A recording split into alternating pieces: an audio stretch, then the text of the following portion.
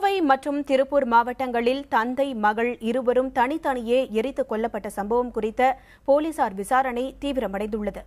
கோவை மாவட்டம் வீரகேரளம் பகுதியில் எரிந்த நிலையில் ஒரு சிறுமியின் சடலம் கிடப்பதாக காவல்துறைக்கு தகவல் கிடைத்தது.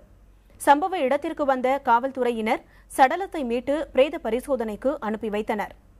இதேபோன்று திருப்பூர் மங்கலம் பகுதியில் ஓர் ஆணின் சடலம் எரிந்த நிலையில் கண்டெடுக்கப்பட்டது. விசாரித்ததில் இவர்கள் இருவரும் தங்கவேல் மகாலட்சுமி என்பதும் மகாலட்சுமி தங்கவேலின் மகள் என்பதும் தெரியவந்துள்ளது. தங்கவேல் தான் பணிபுரியும் விசைத்தறி கூடத்தின் உரிமையாளர் செல்வராஜிடம் 50,000 ரூபாய் கடன் பெற்றதாகவும் கடனை திரும்பச் செலுத்தாததால் செல்வராஜ் தங்கவேலை மிரட்டியதாகவும் கூறப்படுகிறது. இந்த நிலையில் சந்தேகத்தின் அடிப்படையில் செல்வராஜ், அவரது உறவினர் ரங்கராஜ் ஆகியோரிடம் காவல்துறையினர் விசாரித்து வருகின்றனர். கடன் தொல்லை காரணமாக தங்கவேல் கொலை செய்யப்பட்டிருக்கலாம் என்ற கோணத்தில் விசாரணை நடைபெற்று வருகிறது.